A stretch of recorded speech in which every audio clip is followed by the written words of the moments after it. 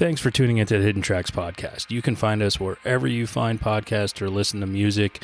When you have an opportunity, please give us a 5-star review, write a little note, tell us how we're doing. We really appreciate it. It helps us keep this thing going. If you want to reach out to us, you can find us at Facebook at Hidden Tracks.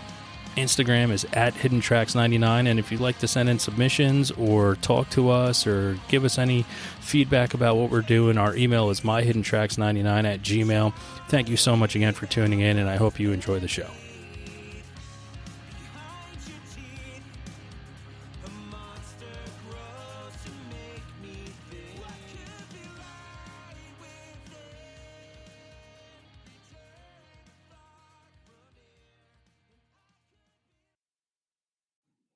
Welcome again to another edition of Hidden Tracks. I am here today with Johnathon Ford of the amazing post-rock, indie rock, ambient, instrumental band, UNWED SAILOR. Been a fan for a long time, probably since the first time I heard him back in, I want to say it was the first time I heard him was probably in 2001. And 20 years of doing this. I'm excited to have Johnathon on the show. So welcome to the show, Johnathon. How you doing, man? Hey, doing good, man. Thanks for having me. It's absolutely our pleasure to have you here. It's an honor for me to have you here. Like I said, I have been a fan for a very long time, and it's pretty awesome. Doing what you're doing is not easy in a form of music to connect with people a lot of times when there's no lyrics. But you touch a different emotional aspect when you write your songs and you have something to listen to and it invokes emotion. And I think that's really cool. And, you know, what brought you to that aspect of creating that type of music? Well, I think I've always been drawn to instrumental music. I think one reason why a connection I can make with the fact that I connect so much with instrumental music is that when I was a little kid, I grew up listening to classical music a lot. And, this was in the 70s, early 80s. It was kind of like the first music I listened to. My dad had a record collection, and it was just pretty much old records, with like old comedy records and classical music. So I would just, go to the stereo, put classical music on, and just listen to it all the time. And I noticed too, I would always get like visuals in my mind and in my head of just, different nature scenes or like little characters acting out scenes, like things like that, like little movies in my head when I would listen. Yeah, you created your own music video to what you were listening to. Right, exactly. But and this was pre-MTV too, so it was like I had MTV in my head. But so it just sparked something in me, just instrumental music. So after that, of course, like I listened to pop music. I love 80s pop music, and then eventually I got into punk and new wave and all that stuff. But it all started for me with classical. So I think it just kind of embedded itself inside of me. And then when I started writing music as UNWED SAILOR, that's just how it started coming out. And, I was also influenced by some of the great modern instrumental bands, like Tortoise, pretty much anything that came out of Tortoise, bands like Pullman, Papa M and Ariel M, David Pahos from Slint, his other project, like things like that reinforced my love for instrumental music in the 90s. And so I think that kind of like resurfaced the instrumental love that I had. And then, in the late 98 is when I started UNWED SAILOR. So I just, I just went for it. And it just seemed very natural writing instrumental music. I'm not a vocalist.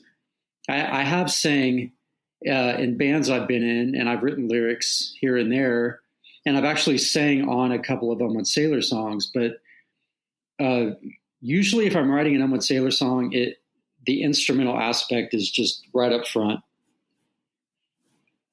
Yeah, and I mean the instrumental portion of it are lyrics in and of themselves, just unsung. They're your chords are lyrics to something bigger. It touches emotionally, and you brought up new wave, and your last two albums, Look Alive, and your newest one, Truth or Consequences, which came out in May.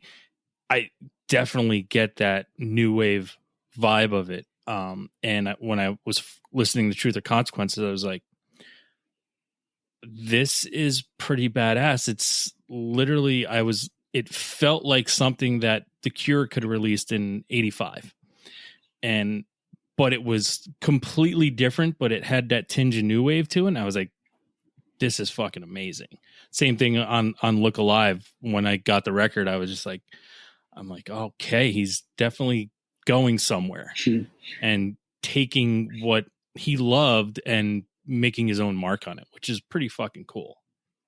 Yeah, I mean, the new wave influences I just can't ignore, and I won't ignore. I mean, I love that era in music, and I love that style of music so much. So it naturally comes out in the music, and especially these past two records. It really came pouring in. I've definitely talked about my love for the band New Order. They're my favorite band of all time, and Peter Hook is the bass player of New Order, is my favorite bass player of all time. So they are, I'm massively influenced by that band, from their melodies, the bass playing, the way they structure their songs. So you'll hear a lot of that in UNWED SAILOR. And yeah, I mean, 80s new wave music is just, there's something about it that people I don't think truly understand about it that is so powerful in the fact that, I mean, it was a large aspect, but it was also so very small of a group of bands that were new wave, but they were all different and they all had to sound like. I'm excited. Psychedelic Furs is coming to play by me in New Jersey soon, and I'm just like, yeah, I have to go see the Furs. Like, there's something about that era of music that was amazing, and people I think either got it or didn't get it. And now that they're getting older, some people are starting to understand it more too, which is pretty cool. Late to the party, but still the fact that they're starting to understand it now is pretty awesome. Oh yeah. I mean, yeah, I love the Psychedelic Furs as well. Yeah, it's just, that kind of music is just so embedded in me. I discovered it as kind of like a pre-teenager / teenager. So, that's the era of your life where when you find something, it really sticks, it's like a eureka moment. So, when I heard the Smiths or New Order or The Cure or the House of Love or Psychedelic Furs or any of those bands, when I first heard their songs, it was just life-changing for me. It just blew my mind open. And, there's such like an earnestness of that era. This kind of like reflective melancholy in a lot of those songs. And I'm just really drawn to that mood and that feeling in music. So yeah, it makes sense that I'm so drawn to that. So that would just come out of me as well. Now, you brought up, you grew up, your dad had classical albums and comedy albums and was, so that, I love how you already answered my first question, like first musical memory, like being ingrained in that classical era and then finding your own way. So your first exploration outside of that, was that when you found new wave and punk, or was it, you start with the pop stuff, of course, because that's what in that era when, I grew up in the same time, 70s and 80s, and all you had was what the radio told you to listen to at the time, or when MTV came out, that's all you had. It was really hard to find stuff. when did you start to explore to find your own stuff outside of that? Well, I don't want to discredit the pop, the 80s pop, like mainstream effect that had on me, because for me, I'm as big of a Belinda Carlisle fan as I am of the Smiths. Like I love them both equally. To this day, I'll put on Belinda Carlisle records, or taking it, back to the Go-Go's, Well, and I had a huge argument about how the Go-Go's, weren't in the Hall of Fame. I'm like, that's fucking blasphemy. Like, oh God, they're just the perfect pop songs. So yeah, I mean, like mainstream pop 80s music is huge for me too, just as much as the underground new wave stuff. So when I was hearing the 80s mainstream pop stuff, I was making a real connection with that. Like it wasn't forced on me. Like I really enjoyed it and I really felt it. I loved those songs. And then, so, as I got older, and then skateboarding was a huge part of my life in the 80s. So, in skateboarding culture in the 80s, it was nearly impossible not to discover punk rock through skateboarding. Yeah. If you were a skateboarder, it was there. It was, so connected with skateboarding.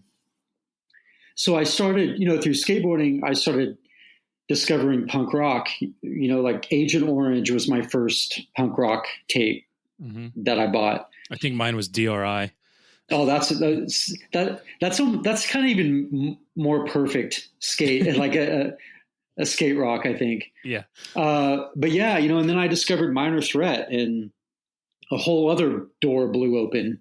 Then, I bought a Dead Kennedys record and then a Circle Jerks record. And so, here's this whole other world of music that I felt connected to just as much as the Go-Go's or Cyndi Lauper, or Lionel Richie.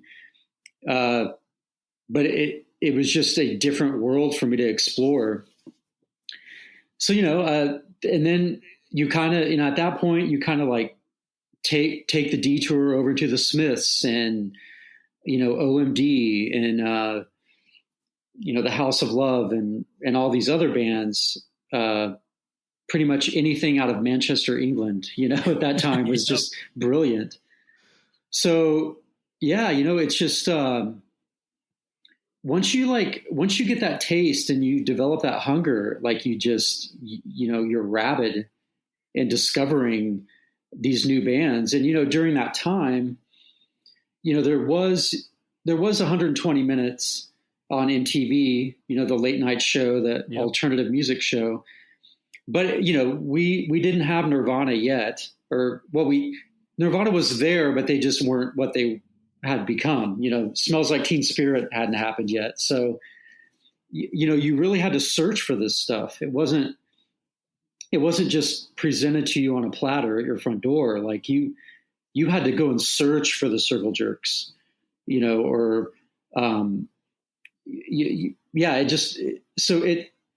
made it even more of an adventure. And then when you'd be at the mall and you'd look and you'd see someone with a pair of Vans on and you'd be like, whoa, does that guy have Vans on? And you walk up, you just made a lifelong friend. Yeah. And then there's Vans and Airwalks back in that Airwalks too. Right. Yeah. You're like, oh, cool. Like I can get along with this person. Right. And then you like go skate with this guy or go hang out. And then he shows you a new band, that you'd never heard before. And then there you go. There's another journey. So that was a real magical time. I think, just in culture and underground culture and music. So that's just kind of how I found my way in all this, was just, meeting people and looking through Thrasher magazine and, listening to the radio or watching 120 Minutes or watching Headbangers Ball, the metal show on TV MTV late night show. Ricky Rathman. Ricky Rockman. Yeah. So yeah, that's pretty much how I navigated that whole time period. Yeah. I think that I still love that sense of discovery. Like I still spend my time on Bandcamp looking for newer bands, looking for stuff that is going to pique my interest.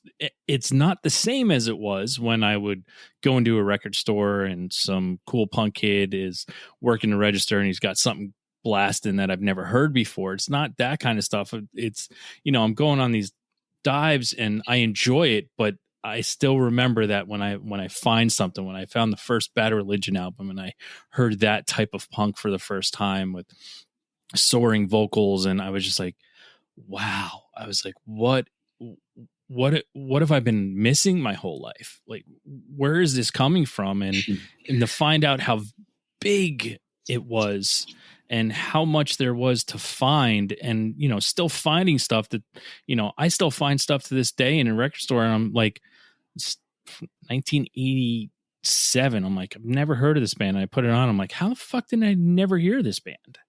And It's just, you get that awesome sense of discovery, and also you get that sense of, fuck, did I miss out back then? But I'm still finding it, so that's good. Right. There's been bands like that for me where I've discovered them, within the last 5 or 10 years or whatever, and they were out of the 80s or early 90s, and they were just super underground. And I'm like, oh my God. I was just thinking, like, if I could have heard them at that time when that album came out, it would have been a whole new revelation for me.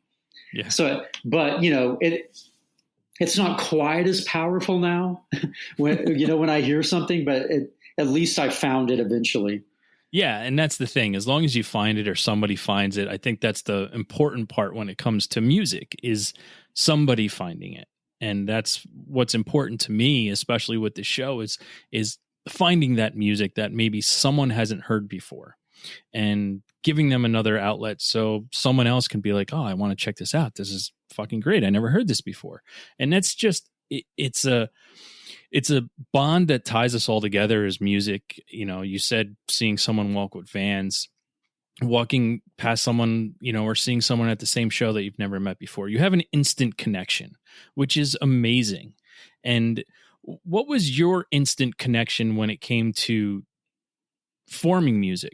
Did you have it's the age old tale of mom made me take piano lessons like so many of us, but what was your introduction into learning about music?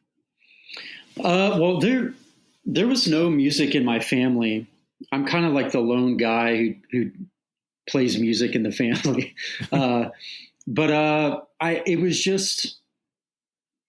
it really was just all those years of me intimately connecting to music when I heard it.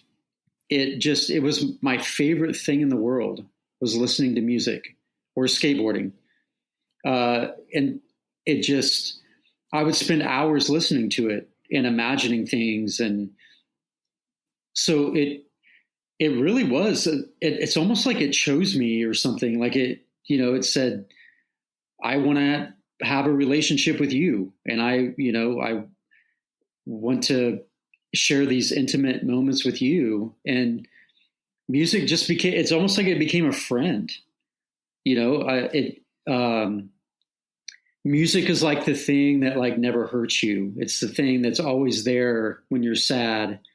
It always backs up what you're feeling, or can also take you out of what you're feeling if you want it to. So I just had this intimate relationship with music. And so it was just a natural process for me to eventually just want to create it instead of just listening to it, and just go further down that journey of my life in music. Now, when you wanted that, what was your first step to wanting to not only create, but learn to create music? Was it, hey, mom, dad, or whatever, I want a guitar or a bass or drums, and I want to learn this. I think I can do this.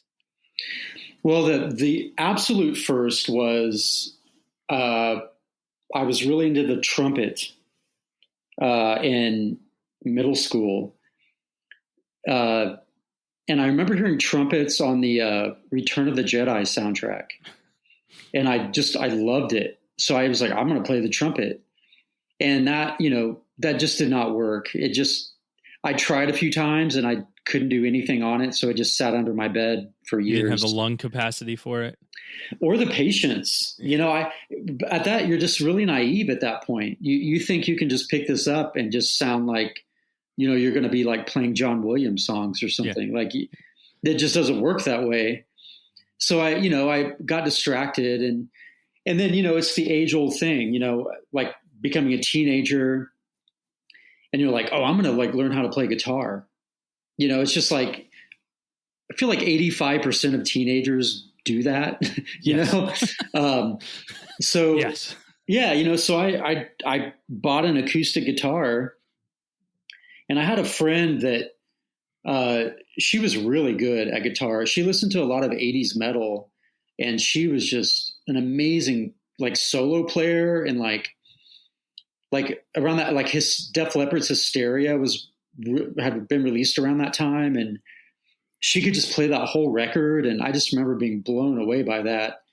So I'd call her up and she would teach me, like G, C, and D chords over the phone. So, I would just play those over and over.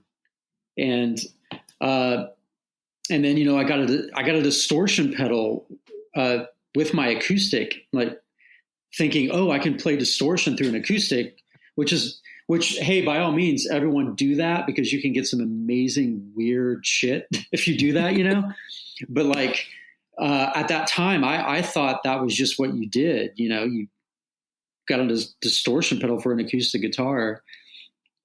So I would do that. But at that point, I was getting all this feedback through my amp.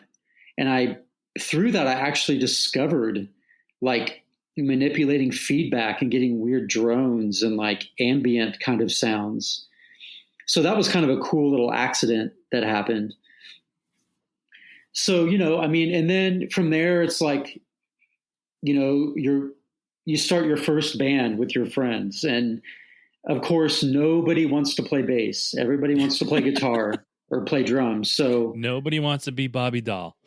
Yeah. So I was the guy, I was like, well, why not? I'll play bass. It looks easier than guitar. The age old thing is just 4 strings. Yeah. It's only 4 instead of 6. And I can it sounds cool when I hit the E string, all that low end, it's powerful. So I was the bass player, in the band and I just stuck with that. And then as I started, my musical taste started expanding into other stuff, that made me want to start to kind of mimic other bass players that I was hearing. And I never had I never had proper music lessons. For me, it was all about just putting my fingers different places on the fret and just hitting the strings and seeing if I liked it. That's just how I started. And for some reason, I wanted to play a lot of chords on the bass when I first started. And so I would just try to put each finger on a different string and just hit the strings and hear what it sounded like. And eventually there were things I was liking. And that's pretty much how I learned how to create music. Wow, that's awesome. Do you remember the name of your first band? Oh man, it was a band called Slam Cat.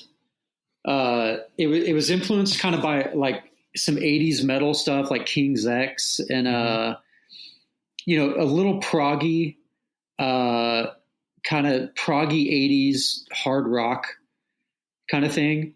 And, I did not know how to play the bass at all. I mean, this was like I said, I can remember being in rehearsal and the band members looking over at me and laughing. I could see them kind of snickering because I didn't know where to go. I didn't know where to put my finger to follow the guitar, or I would try something like, oh, I've heard bass players be busy. They do like a little fill. They throw all these notes and I'll try that. And I would try that but it wouldn't be in the right key or anything. So they would kind of look at me and snicker because they were like a little more pro than I was at that time. So I pretty quickly got out of that band because I just didn't fit. And then from there, I kind of went in at that time I was listening just to a lot of hardcore, like heavier stuff. And I was really into Helmet in the meantime, stuff like that. So I got into this other band where I could focus more on Helmet kind of riffs, which is just all E string pretty much, you know what I mean? Just Pete Hamilton, I mean, he just unbelievable what he did with that limited, he's a virtuoso when it comes to that stuff. But I mean, what he did with that bass sound to create a band around it is fucking crazy to me. Oh yeah. I was just listening to In the Meantime the other day, and it still blows my mind.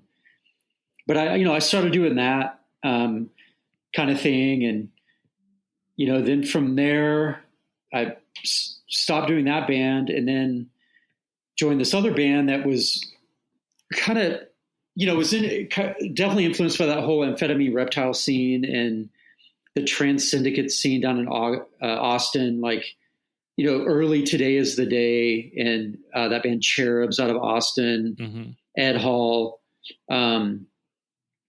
like those kind of band it's kind of more angular noise rock or something to where my bass lines started to become more rhythmic on their own and a little more busy, but just real angular and kind of angry. So I kind of transferred into that. And then from there, I moved up to, or started my journey up to Seattle to live up there. Now, I mean, got to be pretty different for you. I mean, you're from Oklahoma and then going to Seattle. I mean, what brought you to Seattle, and what was that kind of change like? I know you've lived lots of different places, but I mean, was there a big adjustment for you when you got up there? Not really. I was so ready for that move. I didn't feel like I really belonged in Tulsa. I wanted to play music in a band, to go on tour and record records. And I just really wanted that. And I was not finding it here. And, I'd grown up on alternative music, like the new wave and punk stuff. So, when in Seattle, when that explosions happened, with Nirvana and Pearl Jam and Soundgarden and Alice in Chains and Mudhoney and Sub Pop, I saw that happening, and I thought, well, wow, that's what I connect to. I love that, and that's happening in that city. And I remember a year or two before I graduated high school, my aunt lived in Portland, and so I went up to visit her, and I took a trip down to Seattle. And I just remember just falling in love with the place. I saw, when I was there at Moe's, which is now called New Moe's, I saw Neurosis and 7 Year Bitch play.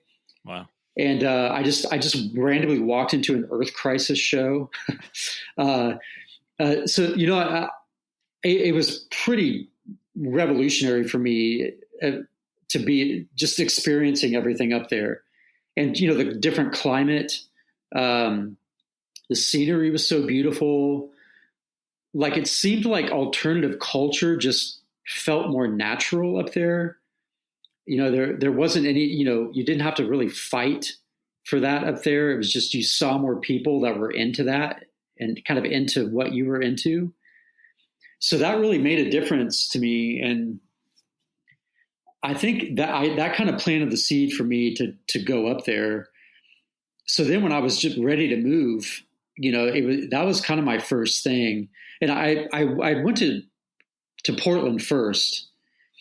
And and Portland didn't really work out. So I went down to Long Beach, California, because I had a friend down there.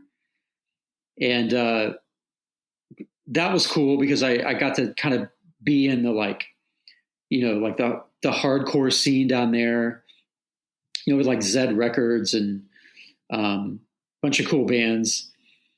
And then I went back up to Portland and it just wasn't working. And then I had a friend in Seattle and I called him up and he just said, "Hey, why don't you just come up and stay on our couch in our house?" So I just went up to Seattle and that's what stuck. That's when everything really started happening.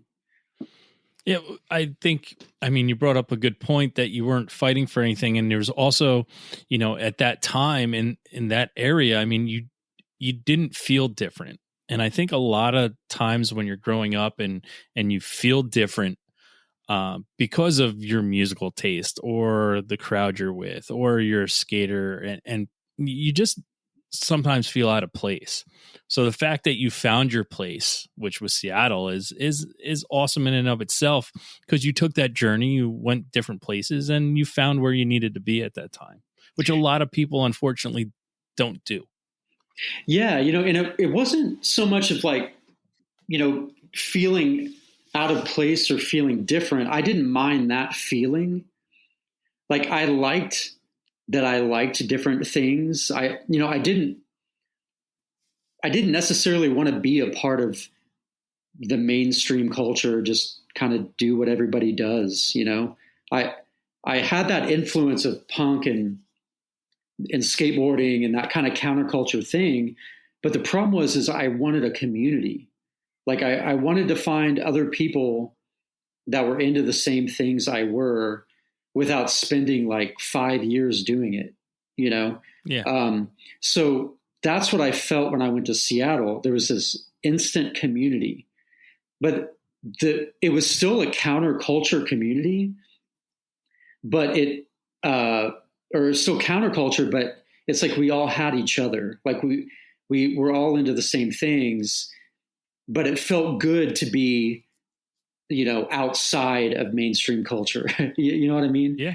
But, then again, at that time with Nirvana and Smells Like Teen Spirit, that introduced the counterculture into mainstream culture. So there, that was slowly dying, the idea of it being a counterculture. But yeah, the important thing for me was just finding a community. I wanted to find people other people that liked Minor Threat, like maybe more than one or two. Maybe I could find 5, So, and that's what I found in Seattle. Like the first house I moved into, like, I think there were 13 people living in the house and everyone in there knew who Minor Threat was. You know what I mean? I'd wake up in the morning and someone would be playing a Fugazi record or there would be shows in our living room, every weekend or bands practicing at our house. So it was this instant exposure to what I'd been searching for in Tulsa for so long. Wow. That's awesome. Do you remember the first live show you ever saw? If oh my gosh, playing in living rooms and stuff. Do you remember your first live concert? Oh, in Seattle? Or anywhere. Well, first one ever. Well, man, in Tulsa, it was like all 80s metal. Like that's pretty much all we got. Like, oh man, let me think. You name an 80s metal band, they came through Tulsa. I can't remember Mortis. No, I'm talking like more like mainstream, like Warrant and like the Scorpions and okay. Well, some that stuck out to me. I saw Megadeth. That was cool. I saw Metallica. That was cool. But another thing with Tulsa during that era for me is I would go to anything. I was just so desperate for music that it didn't matter who it was. Like I remember Nelson came through and I went to go see Nelson. Like it was just anybody that came through, I'd go because, I'm living in Tulsa, Oklahoma. Yeah. But then I discovered this club called the Icon and they had punk rock shows, and that's where I saw Mudhoney play, and I saw Agent Orange play, and this New York band called Bark Market. I know Bark Market. Yeah, huge fan of Bark Market, and that's where then I discovered that club. So then I got to see all these punk bands that were coming through. But it just wasn't quite enough. That wasn't quite enough to keep me here. Because I wanted to do what Bark Market was doing. I wanted to do what Mudhoney was doing. I wanted to like travel to all these towns and play live music. So, I thought, well, Seattle seems like a really good place to get that started. So when was your first live performance as an artist? Was that in Tulsa with your prog band? Yeah, I think that was. Yeah. Just for a bunch of friends or something, playing at a friend's house or something like that. I would, God, I'm trying to remember, so long ago. Yeah, I mean, those were just random shows, like random things. I mean, I feel like my first like real shows happened in Seattle. Yeah, like first time in front of strangers. Yeah, the ones that felt like they really mattered. Like even playing in a living room, it was just a different energy. It just felt important or something, like it felt like something was really happening. Yeah, it's one of those things. You said the word, and it's community, and the community that you're playing for, I mean, is completely invested in you because of that community, which is amazing. And that's what music brings to people, is that sense of community in an area. If you find something that you all are engaged in, when one of you goes to perform it, everyone's behind you, no matter what, they're behind you. And that's just that's the sense that you get from that community, which is amazing. And to find that and your search for it, it's pretty spectacular to go through all that to find where you needed to be, to experience, and to just have that. I commend you for doing that. Oh, well, thanks, man. I really didn't have a choice. I mean, I wanted it so bad. And to be honest, the work and the journey aspect of it just makes it even more like sweet, I never want anything just handed to me. I want to work for it. Like I want to like pay the dues, because it just makes it so much more special when you get to experience it. Now, when you were doing those house shows, like you said already that you wanted to be doing what Bark Market and Mudhoney and those guys were doing, and traveling and seeing all these different places and doing what they do. When you started to, in Seattle and doing these living room shows, and then when did you first realize that we're going to be whatever band you were in at the time, that this is actually going to happen?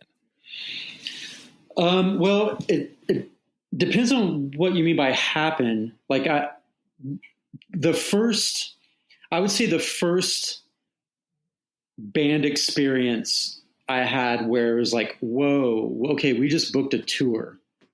We're going into like a real studio to record.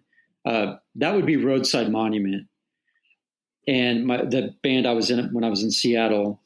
Yeah, it's a pivotal band. Love that first album. Oh, thank you. That was when it got real serious, because that's when I started feeling that next level of feelings, like feeling what it's like to go out on your first tour, or feeling what it's like to go into Robert Lang's studio in Seattle, where, all these bands you've looked up to for so many years have recorded. Like all of a sudden it was like really real. It's like, wow, this is like what I dreamed of in Tulsa. so that's when it felt like, okay, this is happening. But, at the same time, when I say this is happening, yeah, it's happening, but we go out on tour and we play 25 shows, and 95% of those shows, it's just the bartender watching us. Yeah. So the certain level of it's happening, as far as like everybody loves your music and you have these crowds and like you're like some kind of rock star and you're just like, living the life. That was not happening, but that feeling of finally sitting in that passenger seat in this shitty van from the 70s, that had carbon monoxide like leaking into it, and the passenger side window wouldn't work, and we're almost running out of gas because we have no money. And what just like shot all over the front windshield? Oh, that was a transmission fluid because your transmission just went out.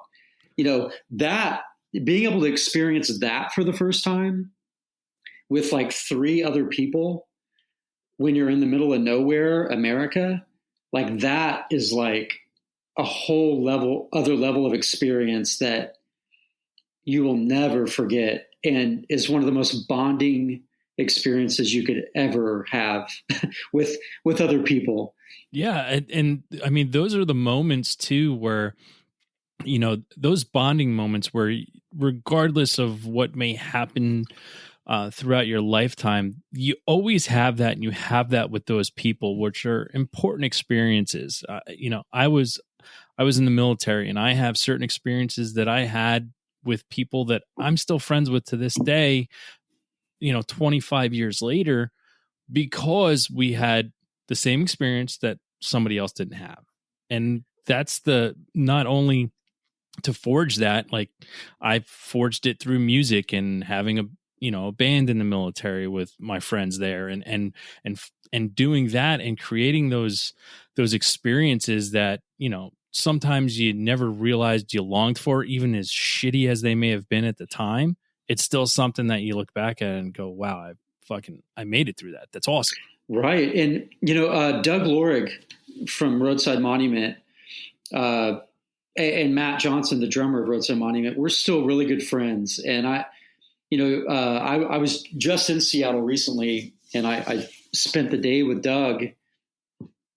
And, we get together, and it's like, it just feels like we're back on tour in 1995. Like no time has passed, right? Yeah. And we'll just laugh, just crack up about shit that happened, or like just the same humor, we're just like goofy kids, man, and like, I feel like we have that kind of relationship because of all the things we went through during that time. And yeah, it's really beautiful, man. I feel so fortunate to have been able to experience that stuff. Like, I'm just so lucky to, it's real strange to say things like, I'm so lucky to have been stranded on the side of the road outside of Boston with our van almost catching on fire. But it's true. Like those just insane experiences in music are just, I don't know, man. It's just crazy. It's just so special. Yeah. It's strange. Yeah. It's not the destination. It's the journey. Exactly. Yeah. That's where the memories are made. The memories aren't made once you get there. The memories are made on the way there. Right. Exactly. So Roadside Monument, then you moved on from that and played with Pedro the Lion, and then UNWED SAILOR. What brought you to that moment of you wanted to create what you wanted to create, and you had this vision for what you were going to do? What was the spark that said, I have this vision of UNWED SAILOR, and this is what I'm going to do? Well, there were a few like baseline ideas I had that I didn't think really fit in Roadside Monument. And, at that time too, I was spending a lot of time with Dave Bazan of Pedro the Lion. And I loved his songs. And, that was another moment for me. Hearing Pedro the Lion was another one of those eureka moments. Like him as a songwriter and the emotions and feelings he can convey in a song. I remember the first time I heard them too. I was wow, so deep. It just hits so deep. So, it was another one of those exciting times for me because I was discovering these new things. And I was out on tour with Pedro the Lion, and we played in San Diego with this band called Physics. And they were an instrumental band. And I think that some of those guys went on to be in the band Tristeza, which is a early instrumental band. And I remember watching Physics play. Pedro the Lion opened for them, and they were all instrumental. I was like, whoa. I was like, these guys are all instrumental. It's like so cool. And I think that was a little spark that put the idea in my mind, because when I was writing those songs that didn't quite fit in Roadside, I thought, well, maybe I could just kind of make these like instrumental songs, because I don't really sing. Like I don't see myself writing lyrics and being a vocalist for these songs. So maybe I could just make them instrumental. And that makes sense because of the classical connection, and, Tortoise is so rad, and, that whole thing. So I approached Dave from Pedro the Lion and asked him if he could help me out and play drums to the songs and do some guitar stuff. And then my friend Casey Westcott, who later went on to play in the Fleet Foxes, he was around too. And I asked him if he could play some guitar on it. So before I knew it, we just had like these handful of little instrumental songs that I just really loved and really connected with. And it felt like they were conveying through sound what I was feeling. And it was a different feeling than Roadside or playing in Pedro, because it felt a little more personal. I mean, Roadside felt personal, but this was kind of it was just more inward, I guess, the feelings I was expressing. So that's how that started. And I just fell in love with UNWED SAILOR, like this little thing that just happened at that time. And then I just kept going from there. Well, I'm glad you did. Oh, thank you. Me too. And I mean, in the past few years, you've been very busy with creating and releasing music. And I mean, we just came off of a time you and I in our lifetime have never experienced before. Hopefully never will again. And how was your motivation during the past 15 months for creating music and releasing, Truth or Consequences in May? And I mean, you had released Look Alive in 2020, and prior to that, Heavy Age. So you had, you're literally releasing something every year, which is spectacular. You're not doing the singles game, which is the Spotify algorithm game that a lot of people are doing these days. You're creating and putting out a bunch of stuff for people to listen to. So where do you get your motivation, and how do you keep it up going, especially through what we were going through? I just love making music. And, if you're going through a time like 15 months, I think you said, I've just lost track of time at this point. My love for music and my love for creating music, it like meant even more. Well, you brought it up earlier too. It was your friend. Exactly. It was my friend during the pandemic. Like I just sitting down and writing songs, like I lose myself. I lose track of time. I lose track of a pandemic, like I'm there with my music, and it feels great. So it wasn't hard to stay motivated or to keep moving. Like, if anything, it even pushed me to go even harder because, yeah, like I mean, yeah, of course there was the live show thing, which is still wild to me that the last show I played was December of 2019. And this is the longest time I've ever gone without playing a show since, I think, 1995. Wow. So it was, that was kind of weird. Like, and I think I started to feel a little stir crazy sometimes because I'm used to being on tour every year. So that I live in Tulsa now, and I just really was getting sick of living here. You know what I mean? Because I needed those breaks to go out on the road, Yeah. So that was the biggest difficulty, was just not being able to play shows. But as far as like being creative and writing songs and going into the studio and recording records, that the pandemic didn't even affect that at all. If anything, it just made that more productive. Wow. That's awesome. I mean, I've heard so many different stories about, how people have coped with it. And,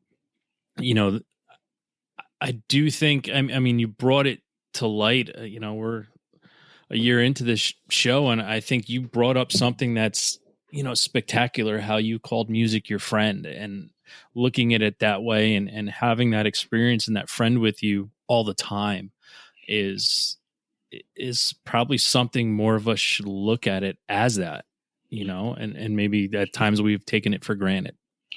Yeah. And you know what? The cool thing about music is like, it doesn't care if you take it for granted. That's okay. You know what I mean? It really is the ultimate relationship. It's like, music's never going to hurt you. It's never going to yell at you. It's never going to hit you. It's never, you know what I mean? It's just always going to be there for you in the most intimate way. And it's really such a beautiful thing to experience. It is. I'm looking forward to, I mean, I know you're getting back out on the road. I'm going to have the opportunity to see you in Alabama in September. I'm really stoked about that. And you and I talked briefly before the show, but I mean, if you haven't played since this is the longest you've gone since 1995 about not playing. I mean, what are your apprehensions or your anxieties about your first live performance coming back? What I mean, I don't want to invoke any trauma right now into your head, but I mean, there has to be. I mean, what's the plan? Is it one of those things that you hope it's like riding a bike and it's just going to go well? Or is it, I need to put in a little extra more work because it has been so long? Well, we've already started rehearsals for the shows that we're going to be doing. So that helped.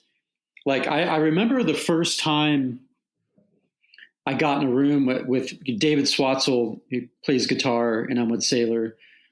Like, even him and I, when we got in a room and started playing just guitar and bass together, I was like, wow. It's like, this is so cool. I remember this. And then as a full band, when we started rehearsing, I'm like, whoa, okay. Yeah. Like, I was like, I can do this. Like, I got it. And I think, at this point, like the festival feels a little scary, but we're going to have like more than that. Actually, we're going to have you got a bunch of shows. Yeah. A bunch of shows before that. And, I think it's more, rather than anything that's like reality based, it's kind of more of those nightmares that you have, like, where you get up on stage and you look down and there's no strings on your bass, or like you've been rehearsing and you get up in your dream, but you can't remember any of the songs. Like, there's those kind of nightmares, but the reality of it though, is that you get up there and you just have the time of your life and you just play music. And another thing I think of too, with live music happening again, the crowds that are coming to see you, they're all rooting for you. they're like, they are there for you to see you and experience this. And they are super stoked that you're there, and they're on your team. They're up there with you. So there's, from that aspect, there's nothing to be afraid of. It's like that community thing. You know what I mean? Everyone's in there together. Like, they're all instrumental music fans, and you're an instrumental music fan, and you're there to share a moment together. So if something weird happens, they're not going to care, man, because it really is like everyone's show at that point, especially after what we've just been through.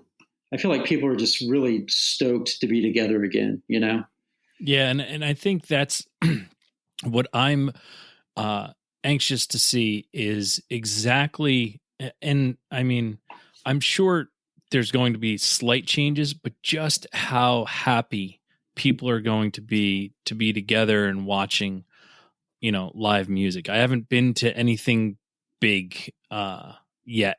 And well, I was in Nashville for work, and I mean, the bars there were packed with people, but I think it was a different type of crowd at the time. But I mean, I still felt a little awkward, but I know things are slowly getting even better. So I'm just excited to see the smile on people's faces when they hear that first note that they haven't heard in a long time. Oh, totally. And I'm excited to see that too. Like, just to feel that. I mean, I feel like, we've been talking about these groundbreaking moments in our lives where we experience these things that change us forever. I feel like we're in that time with experiencing live music again. Like, like you said, seeing that smile on someone's face, or hitting that first note as like a person in the band. Like, those are things that we're going to always remember. It's a thing like 20, 30 years from now, like when Doug and I get together now and talk about breaking down on the side of the road, we'll get together in 20 years and talk about, man, remember that first show back? Yeah. Like, you know what I mean? And like seeing those people there and their smiles, and remember that first note we hit together? Like, I feel like we're going to be experiencing one of those moments. Yeah. And I'm excited. I'm anxious. I'm apprehensive all at the same time. But I literally, I can't sit still and wait anymore. And it's one of those things where I literally, once everything started coming back, I mean, I think I currently counted in my calendar 17 shows ready. Wow. Already ready to go. And I'm excited, and I need to hear that sound again. And I need to be in those venues again that I've loved for all my life, to be able to witness what I always call as magic, and that's a live performance. And I'm solely missed it, as I'm sure you have.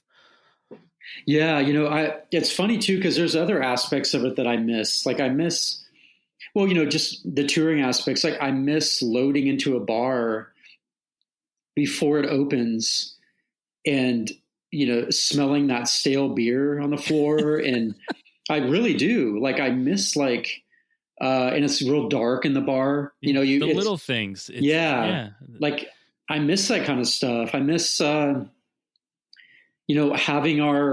we set aside an hour every day on tour for lunch, and we pick some like weird, cool place to eat lunch at.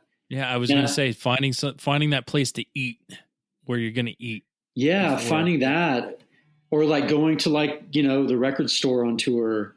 Yeah, man, all those little things, I mean, dude, even like stopping at Love's, and being like, yeah, I'll go ahead and buy some donuts, like just the little things, man, like, or, getting to the hotel at night and, it's like 4 a.m. and you go to the convenience store and you're just like buying all this candy and junk food to eat before bed. It's just that stuff's so fun. It's little things that you miss too.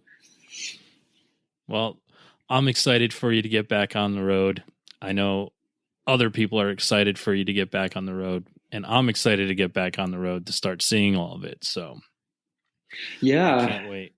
Well, it's pretty crazy. I when I look at our list of tour dates for this year, I'm kind of like, wow, how did those all pile up? like it's, I think we're playing about 21 shows this year. Yeah, you're pretty booked up. And that was one of my things that, so you weren't the only band that had everything happen to them, right? And this was what I started to get worried about when things started to get back to some sense of normalcy, was how many bands are going to, like, with everybody that's out there, how is everybody going to be able to get booked and play and do all this stuff? And I mean, so far so good, but I was really worried about that, was like, who's going to get left in the lurch? Because there's only so many places, there's only so many days left in the year, there's only, and it's good to see, someone like yourself, when I look at your tour dates, I'm like, wow, that's fucking awesome for them. Like, they're good for the rest of the year. That's great. Yeah, I was thinking of that too. And, we kind of like, it was kind of like walking off a cliff. We're like, well, let's try, and we kind of chose, like, we do a lot down in Florida. We really like touring down there. So that was kind of like the first thing. I was like, well, and also Birmingham, Alabama is kind of a second home for the band. So I thought, well, Florida's close to Birmingham. Let's go for Florida. And our booking agent, within a couple of weeks, man, he was like, yeah, I got you guys. You're booked. I'm like, really? I'm like, well, then let's do Texas, and yeah. A couple of weeks later, he's like, all right, got you everything good in Texas. I'm like, okay, well, let's try some Midwest East Coast stuff, and it just came in. And so, I was a little surprised, to be honest, because I thought it was just going to be every band for themselves, just fighting it out to get the night, but it seems like, in other bands that I follow on social media and stuff, it seems like everyone is okay. Like, somehow we're all making this work together, which is amazing. And that's, that's what I was so worried about, especially with everybody who had tours canceled and they were trying to reschedule and to see some of those bands that I did want to see and have tickets for when everything was canceled and things coming back around and everything being okay. I was like, this is crazy that it's starting to work out. And I was just so worried about that. I really was. I was like, I don't know how this is going to work. I'm like, people have to be left out somewhere. How is this going to work? And so far, knock on wood, I see it working. Right. And another one of my bigger concerns is I was like, well, are we going to even have any place to play anymore? Like, are these venues going to stay open? And I know we've lost some of them, but the fact that, this year we're playing 21 different venues, that's pretty encourage that's 21 venues that made it, and I thought it was going to be just a wipeout. But it looks like things are going to be okay. I mean, I know that we've lost some, like, for example, down in Miami, we were going to play Churchill's, which is a venue I've always wanted to play. And we finally were going to play this fall. And then our booking agent told us that they shut down. So we got the show moved to a new place. But unfortunately, that venue's been around forever and they didn't make it. But I don't know, who knows, maybe they'll be able to come back somehow. But yeah, that was kind of a bummer. Yeah, but we are still playing though in Miami. Yeah. So that was some of my concerns too. I grew up, around the New York City area, and the New York City venues have always been near and dear to my heart. And, I have a couple that are just, I mean, if I had an extra $1, I was sending it to them because I couldn't watch, my favorite places. Like Bowery Ballroom in New York City is my favorite venue in the world. Yeah, it's amazing all around the world. And there's just something about it there. And that every show I've been to has been amazing. And listen, I would like to think it's because of all the bands that I've seen there, but I think it has something to do with that venue.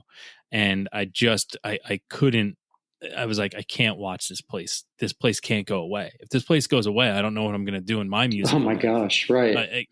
So anytime I could do it. And that's what I was worried about that. There's another Irving Plaza that was shut down a year before because they were redoing all the work, and they were shut down for a year. And then I'm like, so Irving Plaza is never going to open back up now if they were closed for a year and getting ready to ramp up, but they are opening and there are going to be shows there again. So I'm like, wow, this is okay. This is a good sign. This is a good sign. Right. Yeah. I'm amazed at how we've come out of this, from in that aspect with the music venue thing. So I want to ask a kind of, I guess, a self-reflective question. When you go into your catalog of music you've created, if someone has never heard an Unwed Sailor song, we call this the alien comes to Earth and says, play me Unwed Sailor. Do you have a song that you would pick and say, here, this is the song that best describes who we are? Ooh. That's hard. There's a lot of them. Well, I don't know if I could just pick one, but listen, you don't have to pick one. I mean, Nathan from Casket Lottery sent me a playlist the next day with his 10 songs. So, yeah, I would say one of the most defining Unwed Sailor songs would be Ruby's Wishes, okay, which was on the Firecracker EP, our first release. Mm-hmm. And Dave Bazan from Pedro the Lion wrote the drum beat to that song, and that drum beat has just become a staple in like Unwed Sailor lore, I guess. Like it's the song. I'm pretty sure we played that song at every live show we've ever played. And when that drum beat kicks in, like people know that drum beat. It's just like kind of the iconic Unwed Sailor flag, I guess, is that song. So I would say that's probably the most maybe recognizable. But there's albums we've released that people have really gravitated to that are the most strangest records in our catalog, like the Marionette and the Music Box album, which was an awesome concept album, by the way. I mean, just how you put all that together is, I mean, if you have the time, I'd love you to tell a story about that. Yeah. I mean, it's just like you said, it's a concept story record of a marionette going on search for a music box. It's like a love story, and there's no drums on the entire record except for a snare drum roll that lasts maybe 2 seconds. And anything rhythmic that happens was created through various things sitting around the house, like banging on a table or hitting our leg with something or rolling a toy car on a creaky bench. That's how any kind of rhythms were created on the record. And the whole concept was inspired by Peter and the Wolf. You know, how the instruments were the characters in the story. Mm-hmm. So when a certain instrument plays a melody, that's the character speaking. So, for example, like the marionette was the bass guitar, and the music box was the electric guitar. The acoustic guitar was the windmill in the story. So whenever you hear a song with those three instruments playing together, those three characters in the story were having a specific conversation. So each song is like a movement or a scene or a chapter in the story, and the music is telling what is happening in that scene through the characters having the conversation. And so yeah, that was a really fun record to put together. I sometimes when I look back, I'm like, how did we even do that? Because I mean, really, thinking about doing something like that, like really thinking about it, would be so scary that you would not achieve what you wanted to. But I think it was a thing, just going into it and just letting it happen and taking that initial idea and just letting the pieces fall into place. And for the artwork, we actually made like a storybook where you turn the pages and there's paintings of the marionette and whatever other characters that, kind of show the scene of what's happening in the scene. And my friend Jamie Hunt is this amazing artist. I went to him with the whole concept, and each song I told him, okay, this is what's happening. Right here, the marionette has gotten lost in a forest, and he's all alone, and he can't find the music box, but he sees a unicorn, and he gets distracted by the unicorn and forgets about the music box. And that's a bad thing, because he needs to find the music box. Even though the unicorn is beautiful and cool and has this awesome melody to listen to, he needs to stay on the right path and find the music box. So I'd explain things to him like that, and he would actually go in and create 3-dimensional models of the scene that I would describe him, and then take photos of those models and then do the paintings from that model. And I can't even imagine how much work he put into that, and he just didn't tell me about. But so yeah, man. I mean, it's become one of a lot of people's favorite UNWED SAILOR record. Just I think just for just the concept of it, just pretty enormous. Well, when you create something like that, going from creating, strictly music albums, and you do something like that, what was the feeling when you were done with it and you had released it? What was there any anxiety behind how is this going to be received? Or was it, we did this, I'm super fucking happy about it, and that's it, I don't care. Like I made a piece of artwork that I'm really proud of, and as long as one person gets it, I'm okay with it. Was there any like thought behind, like, what did we just do? Like, sometimes, when you create something, you think that way. You're like, oh man, what did I just do? No, zero anxiety, man. We were so proud of it.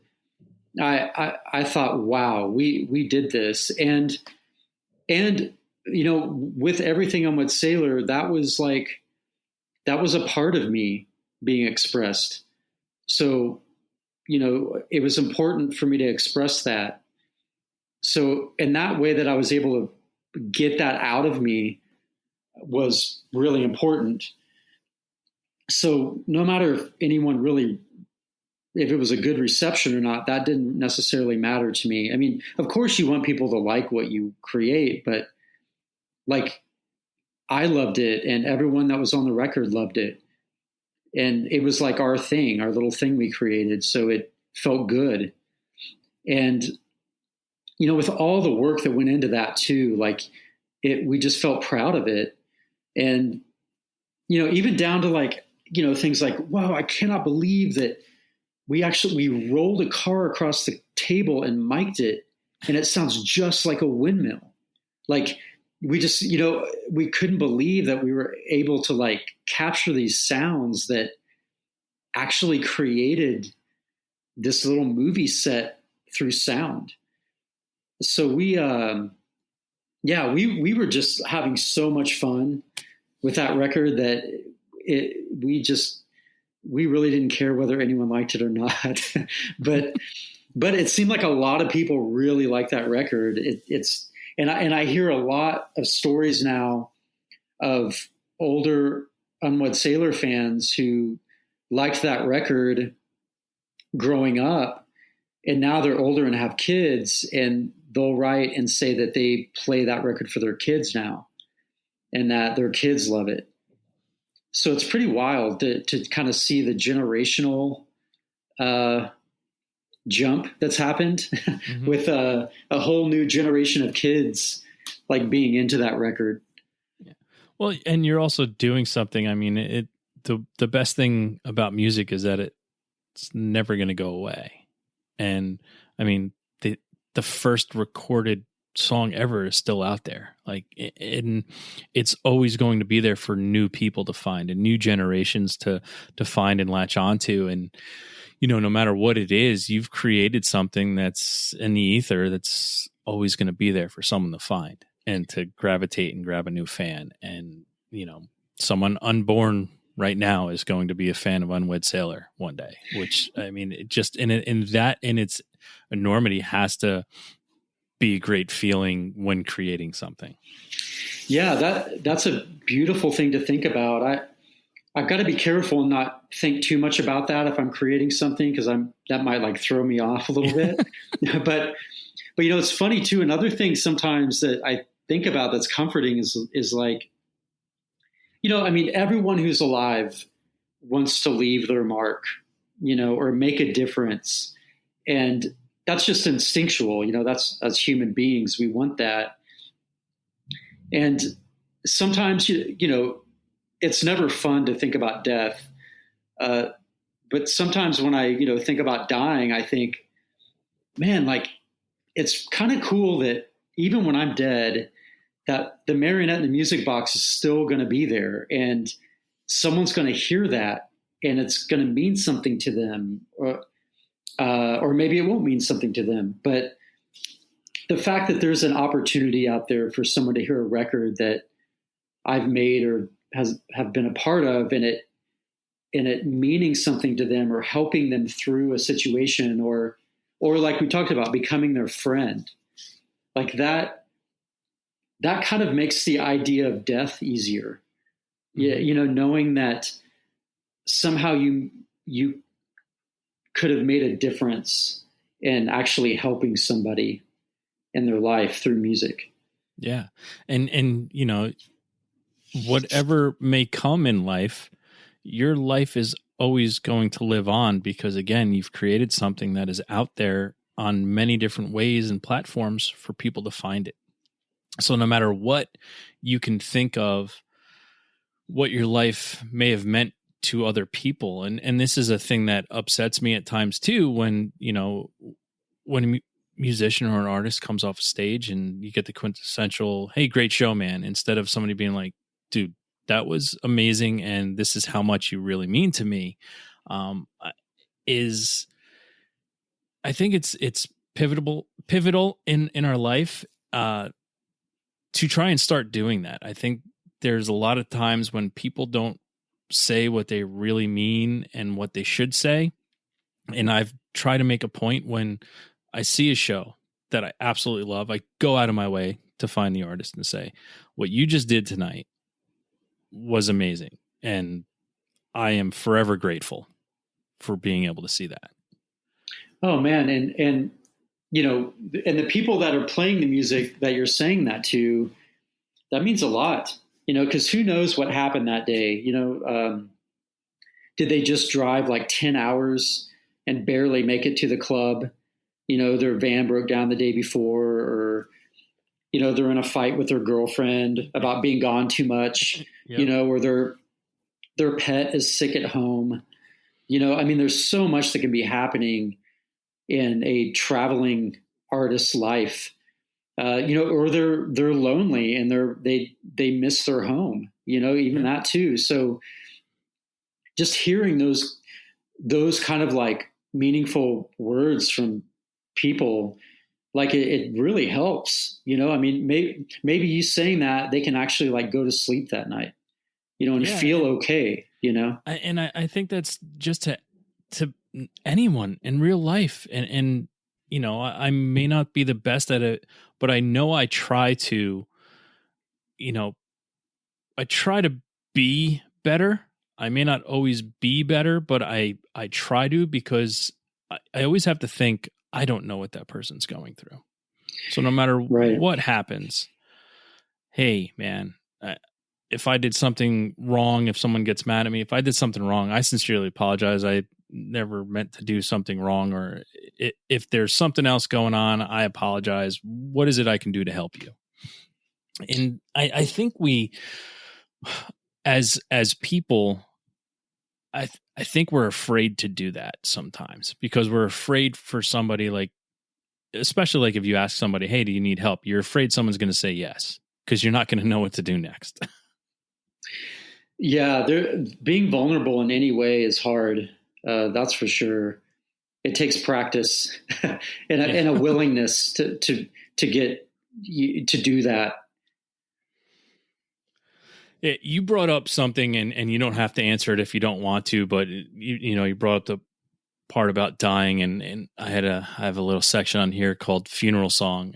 Is there something that if you were no longer here, I laugh because I've thought about it, so I don't know who else has, but a song that you would want played at your funeral that would best signify you? Oh, that's another hard one. There's been moments in my life where I've heard a song and I thought, oh, I want this played at my funeral. Yeah. And now I can't remember. I know people have. I can't remember now. Well, for some reason, when you asked me that, the first song that popped in my head is New Order, their song Regret. And I don't think it's necessarily that I have regrets, but there's something about the feeling in that song, the melancholy feeling, but hopeful feeling, and the way the lead bass line just soars. It's just so melodic. There's just something about that song that always makes me feel really good. And I feel like I would want, if there is anyone at my funeral, I would want them to just get a little taste of that feeling of, yeah, there's sadness there and there's some melancholy, but there's also a nice reflectiveness there, and there's something kind of soaring here, and you can feel good about that. So yeah, I think I kind of want that feeling. And after that, if they wanted to get into some more of the dancey New Order stuff, that'd be rad, and everyone could get up and just have a dance party, and have a good time. Exactly. I don't think it's good for people to be just really bummed out. It's it happens. Here's some cool music to listen to and feel something, and then just have a big dance party and eat some good food, That's it. I want a big barbecue, and I want everybody to laugh and have fun and, remember the stupid shit I did. Yeah. And be like, oh, dude, I'm going to go buy that New Order record. Yeah. Awesome. Well, I can't thank you enough for your time. I've kept you quite a long time here. So I want to come in. We're going to end our show. We end it with our weekly threes. It's, if you could give me three things you're listening to right now, music wise or audiobook or whatever, but three things you're listening to right now that you would like people to check out. I have been listening to a band called the Durruti Column. They were a Factory Records band. Vinnie Riley is a guitar player in that band, and it's basically him. But it was actually the first Factory release on Factory Records. But I just love everything he does, and he's got so many records. So really anything he does is amazing. I'd probably focus on the first record, which was called The Return of the Durruti Column. It's kind of funny that was his first record, but he called it his return. Another thing I've been listening to, man, I've been listening to Megadeth Rust in Peace record. Awesome. Yeah, I've been going back. That's the tour I saw them on that I mentioned earlier in the podcast. And so yeah, I've been listening to that quite a bit. And I was just down in Birmingham, Alabama. We were doing some mixing, and they had there's a great music venue down there called Saturn that has tons of great bands come through. And they had a surround sound quadraphonic sound experience in the venue, and they played the REM album Green in quadraphonic sound. And it was so incredible. Like, that's one of my favorite REM records. And it just blew my mind. I was actually like crying during it when I was listening to it. It was just sounded so incredible. So I'd say those are my three right there. Awesome. So my three for this week are, there's a band called Cheap Girls, Michigan rock band. There's an album called Giant Orange. Great new rock band. I suggest people check them out. My second is Captain We're Sinking. Album The Future is Canceled. They're emo, indie, alt rock. Bobby Barnett, his brother, is in the Menzingers, if anybody heard of the Menzingers. And last but not least is a band called Dear Seattle, which is funny that we talked a lot about Seattle today. But they're an Aussie indie rock band, and they have a new song called In My Head that I can't get out of my head. So those are my three for this week. So, Jonathan, why don't you tell everybody how to find out all your stuff, how to find UNWED Sailor stuff, what you guys are doing, what's coming next, all that kind of stuff. Why don't you take this opportunity to give that out to our listeners? Well, you can find us at all the standard social media sites: Instagram, Facebook, Twitter, Bandcamp, SoundCloud, Bands in Town, Songkick, every one of them. YouTube, we're there. So it's not hard to find us. You can see all our tour dates coming up. If you go to our Instagram page, we have a short link there that you click on, and you can see all our tour dates on Bands in Town and buy tickets and all that stuff. It looks like we're going to finally be getting our Truth or Consequences vinyl, which is our new album. Nice. As you know, there's been all the vinyl delays lately. Yep. So we should be getting those here in the next couple of weeks. So that's cool. And waiting on mine. Yeah, I'm waiting on mine too, man. And then we've been recording. I'm writing lots of new songs for upcoming albums.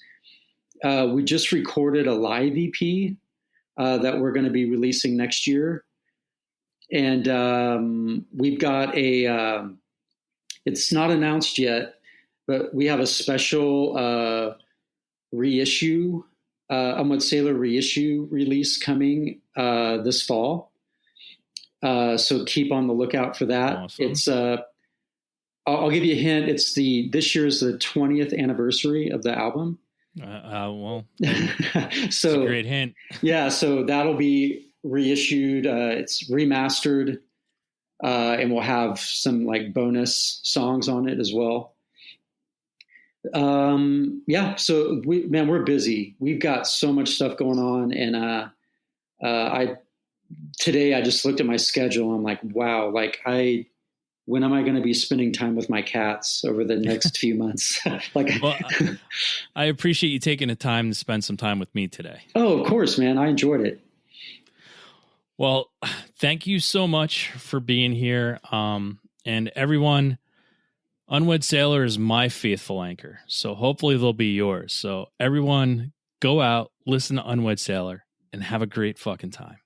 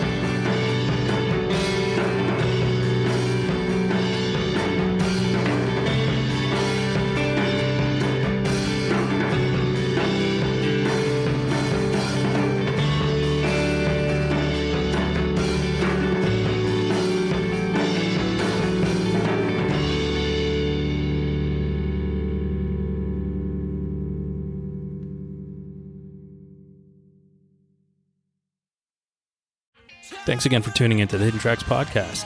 We hope you enjoyed this week's show. Don't forget to follow us on Instagram at HiddenTracks99. Also, send all your submissions myhiddentracks99@gmail.com. Tune in next week. You may find your new favorite band, and don't forget to go out and have a great fucking time.